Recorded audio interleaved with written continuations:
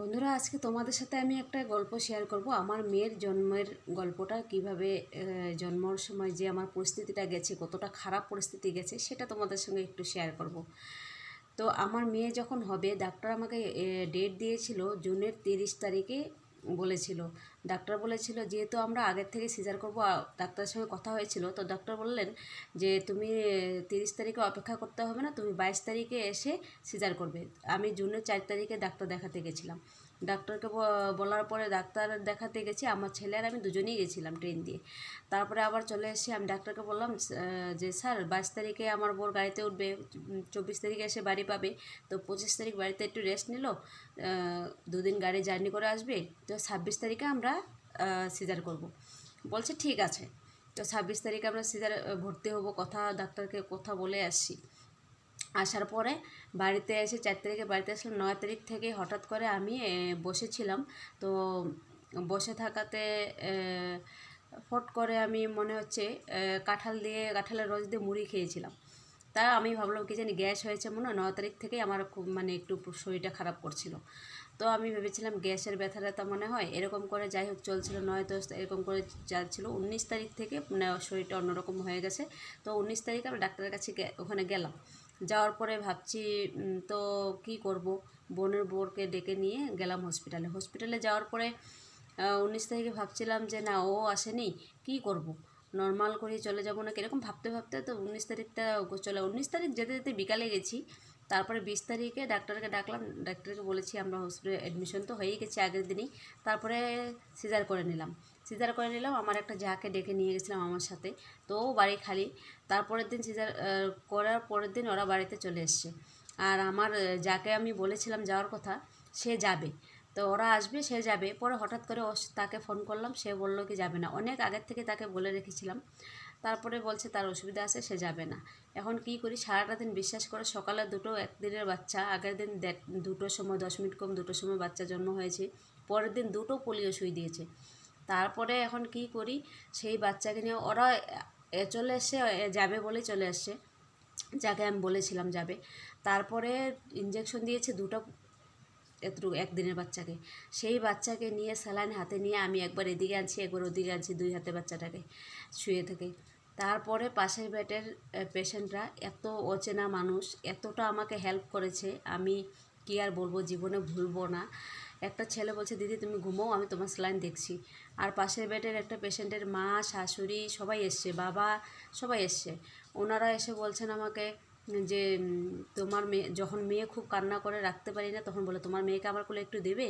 আমি বলছি কেন দেবো না, নেও একটু। তারপর আমার মেয়েকে নিয়ে ওরা চুপ করায়, আদর করে ঘুম পাড়ায়। তারপরে আবার আমার কাছে দেয়, বলে কি নাও তুমি রাখো। তো সেই অবস্থাটা এরকম একটা গেছে, যদি কেউ নিয়ে চলে যেত ওকে, আমি কিছু করার ছিল না। আমার বালিশের নিচে টাকা ছিল, মোবাইল ছিল, আমার মেয়ে ছিল। তারপরে ওরা আমাকে এতটা হেল্প করেছে। পরদিন সকালে গলা শুকিয়ে, সারা রাত্র একাই ছিলাম, সকালে আমার গলা শুকিয়ে যাচ্ছে জলের জন্য, কি করব। তারপরে ওরা বলছে যে ওই পেশেন্টের বাবাটা আমাকে এসে বললো মা চা খাবি, আমাদের বাড়ি থেকে চা নিয়ে এসে। আমি বললো বাবা চা লাগবে না, আমাকে একটু জল দাও।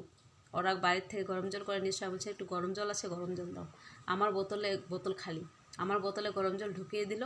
তারপরে একদম বয়স আমার বাবার মতনই বয়স। তারপর আমি গরম জলটা দিয়েছে। আমার ওই দিনটার কথা মনে হলে কান্না পেয়ে যায় আর কি, বলতেই পারি না। ওই দিনটার কথা মনে হলে বলতেই পারি না, কারোর সাথে গল্প করলেও আমার চোখে জল বের হয়ে যায়। তারপরে সেই সময় উনি আমাকে জল দিলেন, জল আমি খেয়েছি। তারপরে আমি বাড়িতে ফোন করার পরে, তখন মোটামুটি দুপুর দিকে আমার দাদা এসছে। আর এদিকে পরে আমার বোনের বোর আয়ামাসি নিয়ে দিয়ে আসছে আমাকে। তো যাকে বলেছিলাম তাকেও এমনি এমনি বলিনি, তাকেও তো সেই টাকাটাই দিব বলেছিলাম, কিন্তু সে তখন যায়নি। দেখো, ভগবান সহায় থাকলে কেউ না কেউ পাশে, ভগবান কাউকে না কাউকে দিয়ে হেল্প করায়। তো সেদিন হসপিটালে অচেনা মানুষ সত্যি আমাকে এতটা যত্ন করেছে, আমি আর কি বলবো। আমাকে তুলে ওরা বসিয়ে দিত, ওনারা বসে থাকতেন, আমি ওনাদের পিঠের মধ্যে হেলান দিয়ে বসে থাকতাম। আমাকে তুলে হাঁটানো, আমাকে ধরে ধরে হাঁটানো, আমাকে বাথরুমে নিয়ে যাওয়া, ওনারা করেছেন। বাবা আমায় বলেছিল যে আমি হসপিটালে আসবো নাকি, আমি বাবাকে না করেছিলাম, বাবা আসতে হবে না, বাবার বয়স হয়েছে, বাবা মা গিয়ে হসপিটালে কী করবে, ওরা নিজেরাই চলতে পারে না, একদম ওদের শরীরেই চলে না, তো ওরা কী করে যাবে আমাকে দেখবে। তারপরে ছুটির আগের দিন আমার বর এসে গিয়ে আমাকে এক রাত্র, যেদিন বাড়িতে এসি ডাইরেক্ট গেছে হসপিটালে, হসপিটাল থেকে পরের দিন ছুটি করিয়ে আমাকে বাড়িতে নিয়ে আসছে। অনেক বলা আছে কিন্তু এত বলা যাবে না, ভিডিওটা অনেক বড় হয়ে যাবে, তাই আর বলছি না। অনেক আছে, অনেক বললে পরে আর আমি নিজে বলতেই পারি না, আমার চোখে জল বের হয়ে যায়। সেই দিনটার কথা মনে হলো আমার এতটা কষ্ট লাগে। জানো কত মানুষকে ফোন করে করে ডেকেছি, নিজেদের আত্মীয় স্বজনটাকে হসপিটালে একটু আসবে আসবে, কারোই সময় নেই।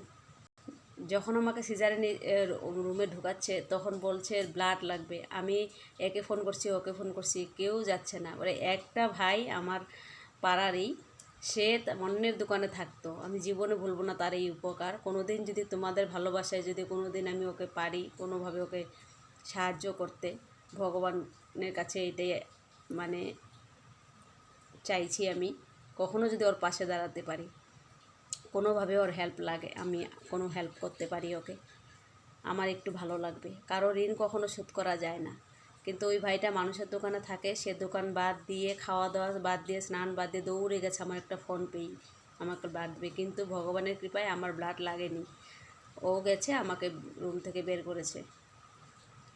ওর ব্লাড লাগুক বা না লাগুক, গেছে তো, দিক বা না দিক, ও তো দেওয়ার জন্যই গেছিলো, ও একবার বলার সাথে সাথে দৌড়ে গেছে। তো সেটা তো কেউ করেনি, ও তো ব্লাড দিতেই গেছিলো, লাগলে তো দিতই, দেওয়ার জন্যই গেছিলো। কিন্তু আমার ব্লাডটা লাগেনি, কিন্তু তবুও আমি ভুলিনি সেই কথাটা, আর জীবনেও ভুলবো না। যখন তোমার ভালো সময় তুমি ভাববে যে যাদের সাথে বেশি বন্ধুত্ব থাকে, তোমার যখন খারাপ সময় আসে, তুমি যখন বিপদে পড়বে,